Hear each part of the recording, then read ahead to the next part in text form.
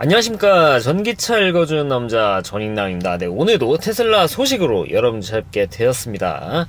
네, 지금 뉴 테슬라 모델 Y 시승기가 많이 올라오고 있습니다. 우리나라는 아쉽게도 없지만 미국 쪽에서 지금 주로 올라오고 있어요. 특히 미국에 테슬라에 근무하고 계신 유튜버 분들께서도 영상을 올려주셨죠. 모델 Y 관련돼서 시승기를 듣고 싶다. 아쉽게 한국어는 많지 않으니까 유튜브에 찾아보시면 됩니다. 요새 자막도 잘 나오고 자동 번역도 잘 되고 그러지 않습니까? 이미 다 보셨을 것 같기는 한데 제가 몇 개 좀 보다 보니까 결과적으로 공통적으로 얘기하는 것들이 좀 몇 가지가 있습니다. 첫 번째로 승차감이 가장 중요한 이슈 아니겠습니까?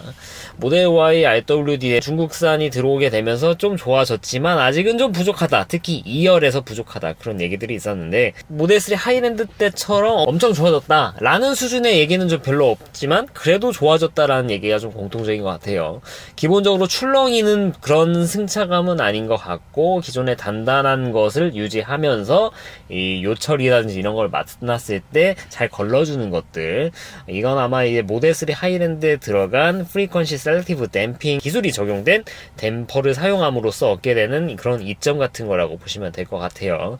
뭐 다 아시겠지만 이 FSD 범퍼는 그 주파수 가무명 댐퍼로 요철이 막 따다다다다 있는 거는 그에 맞춰가지고 좀 덜 튀게 해주고 크게 튀는 것은 되도록할까요? 시간 걸리면 좀 빠르게 이렇게 당겨주는 그런 거라고 보시면 될 것 같습니다. 이 현대기아 전기차에는 이미 많이 들어가고 있는 댐퍼고요. 테슬라는 모델 3 하이랜드부터 처음 들어가기 시작했습니다. 아무래도 이 모델 3 모델 Y급에서 전자식 댐퍼, 뭐 퍼포먼스는 들어갔지만 전자식 댐퍼를 모든 이런 베이스 모델까지 넣기는 좀 어려운 부분이 있고 에어서스는 너무 간 부분이 있죠. 그러다 보니까 이런 거를 좀 쓰지 않으면서도 이 잔요철 그리고 좀 우리나라로 따지면 이제 방지턱이라고 보시면 될 것 같은데 이런 부분에 대해서도 전천후로 대응할 수 있는 그런 방법이 뭐가 있을까 하다 보니까 다들 이 프리퀀시 셀렉티브 댐퍼로 가는 것 같습니다. 아무튼 이런 것들이 적용이 됐다. 그래서 승차감이 약간 단단하지만 그래도 과거에 비해서 굉장히 좋아졌다. 여기 보면은 탈라고 빨리 기존 거 이렇게 평하는 것도 있을 정도로 이런 좋은 평가를 받고 있고, 그리고 두 번째, 이거는 거의 공통된 의견 같아요. 하나같이 이 방음에 대해서는 다 극찬을 하더라고요. 정말 많이 조용해졌다라는 게 이번 모델 Y 주니퍼의 특징이라고 보시면 될 것 같습니다. 어쿠스틱 글라스가 제대로 적용이 됐는데 다른 그 제조사들과 다르게 이게 좀 많이 두껍게 들어간 부분이 있고 기존의 모델 Y랑 비교가 돼서 그런 것 같은데 모델 3도 하이랜드 이전 모델 Y도 지금 나오는 거 보면은 이 방음제 이런 것들이 좀 덜 들어가 있습니다. 제가 이거는 뜯어가지고 봤었는데 와 아무것도 없어요. 그래가지고 저는 예전에 차 산 지 얼마 안 돼가지고 싸제로 사가지고 그때 기억도 안 납니다. 하루 내가지고 막 부틸 그거 막 붙이고 막 솜 사가지고 붙이고 이렇게 하니까 좀 나아졌는데 이게 모델 3 하이랜드 되면서 굉장히 많은 부분이 보강이 됐죠. 마치 이제 모델 Y 주니퍼 되면서 모델 Y 기존의 차에서는 없었던 것들이 많이 추가가 되다 보니까 비교가 돼서 많이 조용하게 느껴지는 것이라고 저는 개인적으로 생각을 하고 있고, 그 밖에도 이제 많은 부분이 좀 적용이 되면서 MVH 측면에서 굉장히 좀 개선이 됐다라고 그렇게 보시면 될 것 같습니다. 특히 두 가지가 특징인 것 같고 그 밖에 좀 다룰 만한 건 제가 뭐 과거 영상에서 다룬 것 같습니다. 이게 브레이크 바이 와이어 시스템은 아니지만 준 브레이크 바이 와이어 시스템, 뭐 말이 안 되지만 이게 유압이 두 개 시스템으로 적용이 돼서 내가 브레이크를 밟더라도 이게 바로 고지고대로 물리 브레이크로 적용이 되지 않는다는 거. 그러니까 브레이크를 밟는데 물리 브레이크로 안 가면 어떻게 쓰는 거냐, 회생 제동이 그만큼 세지는 방식으로 준 브레이크 바이 와이어 시스템 이렇게 적용이 됐다라고 볼 수 있을 것 같아요. 유압 시스템이 두 개로 나눠져 있지 않습니까? 이게 원리는 좀 봐야겠지만 아마도 어느 정도 정해진 캐패시티만큼은 브레이크를 밟더라도 분리된 첫 번째 유압에 이렇게 적용이 되고 좀 이게 강도가 좀 많이 세진다, 브레이크 밟는 게 세진다고 하면은 이제 다른 쪽에 두 번째 유압 시스템에서 적용이 되면서 그때 물리 브레이크가 작용하는 그런 방식이 되다 보니까 페이스 세이프티 부분에서는 아무래도 물리적으로 연결된 부분이 맞기는 하니까 그래서 이런 부분에 아마 테슬라가 고려를 한 게 아닌가 싶기는 합니다. 만약에 이렇게 잘 작동이 된다고 하면 브레이크 바이 와이어 시스템이 굳이 적용이 될 필요는 없고 지금과 같은 준 브레이크 바이 와이어 정도로도 충분할 것 같다라고 생각을 하지만 이 회생제동 강도는 앞으로 좀 세지는 그런 쪽으로 가게 될 거예요. 테슬라 차량들 OBD 물려서 보신 분 아시겠지만 최대 이 회생제동 되는 게 다른 현대 기아차에 비해서 좀 확연히 낮은 수준입니다. 테슬라는 맥스 회생제동 이 속도를 보면은 이 차의 거의 일시레이트 수준 그 정도밖에 되지 않아요. 회생제동이 정말 세게 느끼실 것 같은데 그래봐야 차의 배터리 사이즈만한 그런 속도, 예를 들어 80kW시면 한 80kW 정도만 걸리게 됩니다. 근데 현대기아 차들은 그 이상도 확연히 걸리게 되죠. 특히 이제 아이오닉 5N 같은 경우는 엄청나게 회생제동이 걸리다 보니까 거의 막 200 막 이렇게 되지 않던가요? 제가 봤을 때 좀 그랬던 것 같은데 이거 어마어마하거든요.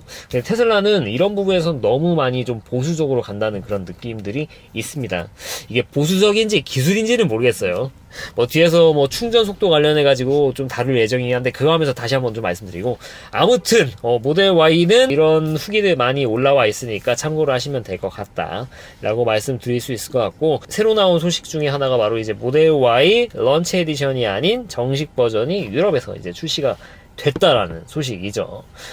이게 우리나라는 런치 에디션조차 RWD가 없는데 어떤 나라는 이미 이제 런치 에디션 다 팔려가지고 롱레인지 AWD, RWD 이렇게 팔고 있습니다. 우리나라는 좀 언제 파는 겁니까 이거? 일단 우리나라는 나오지 않았지만 이 유럽의 사례를 보고 고민하실 분들이 많이 계실 것 같아요. 이제 롱레인지를 살지 RW를 살지. 우리나라에 없는 롱레인지 RWD 이거는 패스라고요.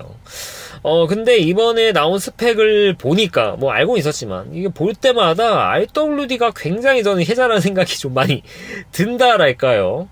간단히 좀 여기 비교를 여기 나더 테슬라에서 해주고 있으니까 좀 보면은 이 레인지 같은 경우는 이건 WLTP니까 패스하고 우리나라 인증 기준으로 RWD 400, 롱레인지 AWD 500 이렇게 인증 받은 것을 가지고 좀 봐야겠죠. 근데 물론 저는 이게 좀 낮아질 거라고 여전히 좀 생각은 하고 있어요. 그러니까 인증을 그렇게 받았는데 왜 이걸 못 믿냐 하실 수 있는데 휠 인치란지 이런 부분을 제가 좀 더 봐야 된다라고 말씀을 드렸죠.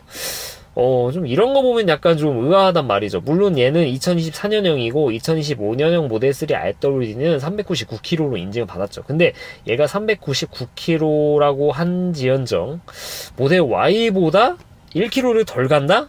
이게 약간 좀 상식적으로 이해가 안 가는 부분이 있기는 해요. 특히 롱레인지 같은 경우도 마찬가지고요. 아니 모델 3 이 세단 옵션에야 19인치인데 얘가 더 적게 간다라는 부분이 약간 좀 이해가 안 가기는 하는데, 물론 이 새롭게 네가 아까 그렇게 주구장창 설명한 준 브레이크 바이 와이어 시스템, 이 세퍼레이트된 유압 시스템을 이용한 그런 회생제동이 강해지면서 좀 주행 가는 거리가 늘어날 만한 여지가 있지 않느냐 이렇게 보실 수도 있는데, 그 말도 맞아가지고 저도 좀 혼란스럽기는 합니다.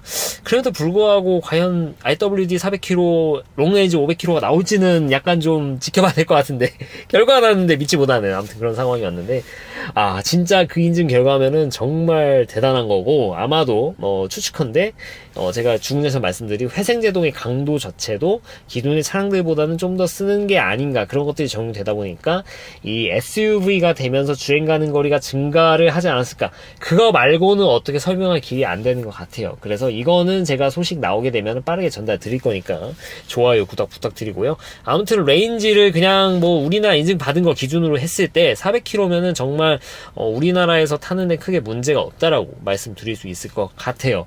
다만 이런 걱정 하시는 분들이 많이 계세요. 테슬라도 저처럼 이제 5년 이상 타신 분들이 많으니까, 5년 타고 저처럼 이제 14만 킬로 타게 되면은 열화도 겪게 되니까, 이게 열화되게 되면은 제 기준으로 한 12% 정도 열화가 된 것 같아요. 열화 속도가 초반에 확 올라갔다가 약간 플랫해지는 그런 경향이 있거든요. 이게 제가 12만 탈 때나 14만 탈 때나 배터리 만충했을 때 갈 수 있는 주행 가는 거리는 그렇게 차이가 없습니다. 아마도 이렇게 조금씩 이렇게 감소할 것 같은데, 그런 걸 봤을 때 RWD 지금 이 인증받은 거 새 배터리 기준으로는 우리나라에서 운용하는 문제가 없을 것 같은데, 이게 만약에 열화가 되게 되면은 10% 열화되고 15% 열화가 되게 되면은 그때는 갈 수 있는 주행 가는 거리가 확연히 낮아지는 거 아니냐, 거기다가 겨울까지 겹쳐지면 좀 힘든 거 아니냐 이렇게 말씀을 하실 수도 있는데, 이 RWD에 특히 이제 리튬 인산소 배터리가 들어간 차량의 열화 속도가 제가 이 커뮤니티를 봤을 때는 이 NCM 배터리에 비해서 좀 확실히 좀 늦다라는 그런 느낌이 듭니다. 왜 느낌이라고 말씀드리면 아직 제대로 된 통계를 제가 못 봤기 때문입니다. 일례로 테슬라 커뮤니티 보면 한 뭐 79,000km 이렇게 탄 RWD LF 배터리 탑재한 차량들이 있는데 만충했을 때 열화율이 한 2-3% 정도밖에 되지가 않는 그런 거를 인증해서 올리셨더라고요. 야, 이거 모니터상에 뜨는 만충거리 가지고 열화율 보는 게 정확하냐 이렇게 반문하실 수 있는데 근데 테슬라 OBD에서 빼오는 그 열화율 정보도 사실 여기에 다 기반한 거거든요. 테슬라에 만충했을 때는 주행 가는 거리는 주행 습관이 적용이 되는 게 아니라 그냥 정해진 겁니다. 그냥 배터리 양이라고 보시면 돼요. 제가 이거는 한 10번 이상, 거의 20번 이상 설명을 드린 것 같은데 이거는 그냥 배터리 잔량이라고 보시면 됩니다. 이건 열화되면 깎이는 거고 열화 안 된 상태면 계속 유지되는 그런 거라고 보시면 될 것 같아요. 제 차는 제 기억에 이제 8만 킬로 탔을 때 이 배터리 열화되는 상태는 그때도 이미 10% 넘었었거든요. 그래서 리튬 인산철 배터리가 좀 더 열화가 늦다라는 것은 알고 있었지만 이 정도 차이가 날까? 라는 그런 생각이 좀 있기는 하지만 그래도 이미 데이터가 나와 있으니까. 네, 물론 여기서 좀 더 고려해야 될 것은 이 얼마나 썼냐도 중요하지만 이 기간도 중요하지 않습니까? 이 우리나라에 중국산 차량들이 들어온 지 이제 1년 반 정도 됐기 때문에 아직 완벽히 알 수는 없어요. 좀 더 시간이 지나봐야 합니다. 똑같이 8만 킬로를 탔을 때 2년 탄 거, 4년 탄 거 열화율이 다를 수 있거든요. 그래서 좀 더 지켜봐야 되긴 하겠지만 제가 한 8만을 한 3년 차에 넘겼는데 그때를 생각했을 때는 확연히 열화 속도가 느리다는 그런 느낌을 좀 많이 받기 때문에 이런 부분에서는 되려 이거 리튬 인산 배터리 탑재한 차량이 너무 그러니까 우리나라 사람들은 리튬 인산 배터리 하면은 되게 막 안 좋아하고 중국산 싸구려고 이렇게 많이 생각을 하시는데 이거 계속 커뮤니티를 보고 해외 자료를 보는 제 입장에서는 과연 그건 좀 아닌 것 같은데 이거 진짜 이거 너무 좋은데? 왜 이렇게 좋지? 이런 생각이 자꾸 든단 말이죠. 그래서 그런 의미에서 봤을 때 열화 걱정은 생각보다 좀 덜 하셔도 되지 않을까 그런 생각이 들 정도로 기술이 많이 발전한 것 같습니다. 그러면서 봤을 때 뭐 1년에 한 2만 킬로 남짓 타시는 분들이면은 리튬 인산 배터리 탑재를 탄 RW 타셔도 크게 문제는 없을 것 같다는 그런 생각이 저는 많이 들고 1년에 한 3만 킬로 이상을 타신다라고 하면은 롱레인지를 가시는 게 좋을 것 같아요. 제가 딱 그 케이스거든요. 1년에 한 3만 킬로 타는데 약간 아쉬운 부분이 있습니다. 잠깐 충전해서 가는 경우도 있는데 그조차도 약간 아쉬운 경우들이 간혹가다 생겨요. 주행 가는 거리가 많이 중요하다면 확실히 롱레인지가 좋기는 하지만 대부분 차량 타신 분들이 1년에 2만 킬로 그렇게 타진 않으시니까 그런 걸 봤을 때 저는 리튬 인산 배터리 탑재된 RWD 굉장히 좋은 선택이라고 생각을 하고 그리고 제로백이 많이 올라갔죠. 기존 차는 막 6초대 후반 나오는데 이제 5.9초가 돼버렸습니다. 이 정도면 굉장히 빠른 차고 특히 이거는 롱레인지 AWD조차 4.8초입니다. 참고로 이 모델 Y 기존 차는 5.1초 막 이렇게 나왔었죠. 그거보다 좀 빨라졌고 특히 RWD가 굉장히 많이 빨라졌는데 4D3 모터가 들어가면서 좋아진 거죠. 제로백이 이렇게 나온다? 정말 시내 주행에서는 남아 도는 수준입니다. 추월하는데 어지간한 차들은 이 차보다 대부분 느려요. 모델 3 롱레인지급 타시면은 그냥 95%는 느리다 보시면 될 것 같은데 5.9초만 하더라도 부족하냐? 5.9초로 하더라도 이 길가에 돌아가는 차 중에 한 80% 이상은 얘보다 느릴걸요? 80% 뭐야? 85%는 느릴걸? 그런 생각이 들 정도로 굉장히 펀치력이나 이런 것들이 빠를 차입니다. 이 정도면은. 이거 어마어마한 성능이거든요. 그래서 제로백조차 빨라졌다라는 거. 다만 이제 스피커 부분이 있는데 스피커는 이제 서브우퍼 부분도 빠진 부분이 있어서 아쉬운데 그래서 이 스피커를 중요시하는 분들은 당연히 롱레인지를 가셔야겠지만 난 그렇게 중요하지 않다 생각하시는 분들은 RW도 충분하실 것 같고요. 패브릭도 충분히 이쁜 것 같고 그리고 이제 충전 속도에 대해서 많이들 좀 걱정을 많이 하세요. 딱 봐도 뭔가 차이가 많이 나게 생겼잖아요. 근데 여러분들 보셔야 될 게 롱레인지랑 스탠다드 수준의 RWD는 이 배터리 캐패시티가 달라요. 그래서 퍼센트로 보셔야 되는데 이게 배터리 용량 대비 최고 속도를 보면은 물론 그럼에도 불구하고 NCM 배터리 탑재한 차가 살짝 좀 빠릅니다. 하지만 그렇다고 얘가 그렇게 부족한 성능은 아니에요. 이게 아닙니다. 그래서 이거를 퍼센트 기준으로 보면은 충전 속도는 상관이 없다. 예를 들어 10%부터 80% 충전하게 되면은 롱레인지나 RWD나 충전 속도는 거의 유사할 것이다. 이렇게 말씀을 드릴 수 있을 것 같은데 이러면은 이제 야 그게 똑같은 10%에서 80%야? 롱레인지는 80%면 더 가잖아. 하니까 그럼 뭐 그냥 참고 삼아 말씀드리는 거예요. 비율로 보면은 또 그렇다는 거고, 실제 갈 수 있는 배터리는 당연히 얘가 더 빨리 충전이 되겠지만, 이게 그렇게 유의미한 차이가 안 날 수도 있다. 우리나라 환경에서는. 이렇게 말씀드릴 수 있을 것 같습니다. 그리고 이 부분은 제가 좀 궁금한 부분이 좀 있습니다. 왜냐면은 이번에 RWD에 들어가는 이제 리튬이온 배터리가 CATL 배터리가 들어가는데, 이게 기존에 쓰던 CATL 배터리가 아니고 새로운 버전, 개선된 그런 CATL 배터리가 들어가는 거거든요. 개선되면서 배터리 캐패시티만 증가를 했을 수도 있지만, 이 충전 곡선 이런 것들도 좀 개선이 됐을 가능성이 저는 있다라고 생각을 해요. 이건 아마 해외에서 먼저 나오게 될 것 같아서 제가 맨날 해외에 이 차징 커브 해가지고 검색을 하고 있는데, 왜 제가 그렇게 좀 기대를 하고 있냐 하면은, 기존의 모델 Y RWD 리튬 인산철 배터리 사례가 좀 이런 사례가 좀 있었어가지고, 이게 배터리 들어가는 거에 따라서 충전 커브가 확연히 다른 거. 제 구독자분들은 아시겠지만 기가밸리에서 생산되는 모델 Y RWD 리튬 인산철 배터리는 두 가지 타입이 존재합니다. 이걸 선택할 수 없어요. 그냥 랜덤 어떻게 보면 BRD 배터리가 들어간 게 있고, 그리고 CATL 배터리가 들어가는 게 있습니다. 근데 BRD에 들어간 배터리가 CATL보다 차징 커브가 월등히 좋습니다. 심지어 캐패시티도 거의 차이가 안 나요. 이거 차징 커브, 일단 비오르님이 찍은 거 보시면 아시겠지만, 이 가장 이 피크 RWD입니다. 이 피크 170 정도 찍고 피크 찍고 이렇게 바로 팍팍 떨어지는 게 바로 CATL 배터리가 탑재된 RWD. 우리나라에 지금 돌아다니고 있는 RWD는 모두 CATL 배터리죠. 그런데 보세요. 이거 되게 좀 높게 유지가 되고 이렇게 천천히 내려오는 거. 여기 면적만큼 충전되는 양 차이가 있는 겁니다. 보시면은 얘는 어떤 배터리인지 모르겠지만 30%까지 최고 피크를 유지를 해주고 있고, 심지어 어떤 컨디션에서는 거의 50%에 가까운 SOC까지 이 최고 속도를 유지를 해주고 있습니다. 얘가 바로 BRD 배터리. 두 개 보시면 이게 콜드 컨디션, 웜 컨디션인데, 이거는 그 온도, 프리 컨디셔닝에 따라서 달라지는 거고, 환경에 따라 달라지는 거니까.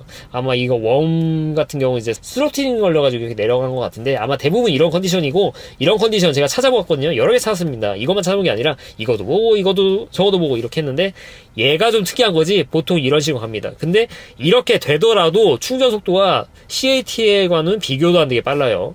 얘만 비교하더라도 이만큼, 눈금 그리면 이만큼 충전 속도가 어마어마하게 빠르죠. 근데 이 BRD 배터리가 기존의 CATL 거보다 좀 더 늦게 나오고 개선된 배터리거든요. 물론 이게 폼팩터도 약간 차이가 있죠. 얘는 블레이드 배터리니까. 근데 CATL 배터리가 가만히 있냐? 얘도 계속 개선하고 발전을 해왔다는 겁니다. 네, 뭐, 이 2인칭 배터리와 다르게. 그러다 보니까 이번에 RWD에는 새롭게 개발된 CATL 배터리가 들어가면서 캐패시티도 올라갔지만, 이 충전 곡선에 대한 기대도 개인적으로 좀 하고 있습니다, 저는. 참고로 테슬라는 이 부분에 대해서는 요새는 좀 뒤처졌다는 생각이 들 정도로 개선이 그렇게 되고 있지 않아요. 이게 피크만 롱렌지 기준으로 250kW를 찍어주지, 이게 유지가 되지 않았습니까? 푹 찍고 내려오면 그게 무슨 의미가 있겠습니까? 총 충전 속도가 필요한 부분이지. 근데 이 부분이 그렇게 개선이 안 되고 있어요. 특히 제 차 같은 경우 V3가 우리나라에 처음 나오고, 그때는 피크 찍으니까 대단하다 했는데, 그때 이후로 충전 커브가 뭐 개선이 있었냐? 없었습니다. 충전 속도는 여전히 똑같아요. 근데 벌써 V3 우리나라에 제대로 된 게 거의 한 3, 4년 됐잖아요. 그 사이 아무런 개선이 없었다라는 거. 이게 제 차는 뭐 옛날에 나온 차서 그런 거 아니냐? 지금 나오고 있는 모델 3 NCA 배터리 탑재된 차량도 똑같고, 심지어 사이버 트럭에 들어간 4680 배터리 들어간 이 차량들도 C레이트 보면은 큰 차이가 없습니다. 지금과 같이. 되려 이제 피크 찍고 내려온 거는 사이버 트럭도 똑같습니다. 그래서 이런 부분은 테슬라가 좀 뒤처지는 부분이 있는데, 반대로 리튬 인산철 쪽은 좀 이런 유의미한 개선 효과들이 있더라고요. 이게 계속 이걸 개발하고 발전시켜서 그런 건지 모르겠지만, 그래서 저는 이 RWD의 이 슈퍼차저 속도, 피크만 보지 마시고 이 충전 커브 이런 거 봐야 되는데, 이런 데에 대한 기대감이 좀 있다라고 좀 말씀드릴 수 있을 것 같습니다.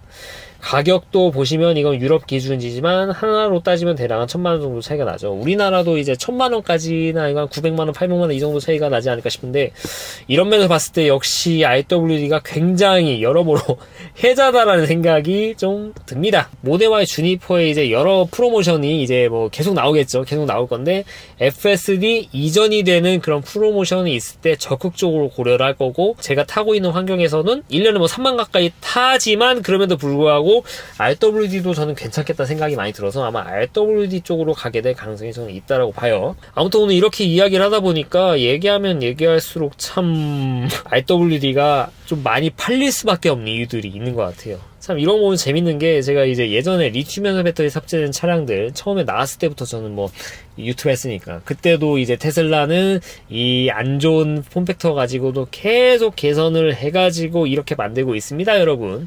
거의 한 3, 4년 얘기를 해드렸던 것 같은데, 이제는 이쯤 되면은 과연 이게 배터리 밀도가 조금 확실히 떨어지는 거는 맞긴 하지만, 그래도 가지고 있는 거 안에서 한계를 극복하기 위해서 계속 이렇게 연구 개발을 하고 있고, 이러다 보면 정말로 대부분의 사람들이 타게 되는 이런 대중적인 차에는 리튬 이온 배터리 들어간 차량들이 우리를 뒤덮을 것 같다라는 생각이 좀 많이 드는 것 같아요. 네, 아무튼 간에 오늘은 모델 Y 유럽의 소식을 말씀드렸고, 그리고 롱레인지와 RWD 간의 간단한 비교를 좀 드렸습니다. 네, 이상 전기차 읽어주는 남자 정익남이었습니다. 앞으로도 유익한 주제를 가지고 여러분들 찾아뵙도록 할 테니까 좋아요와 구독 부탁드리도록 하겠습니다.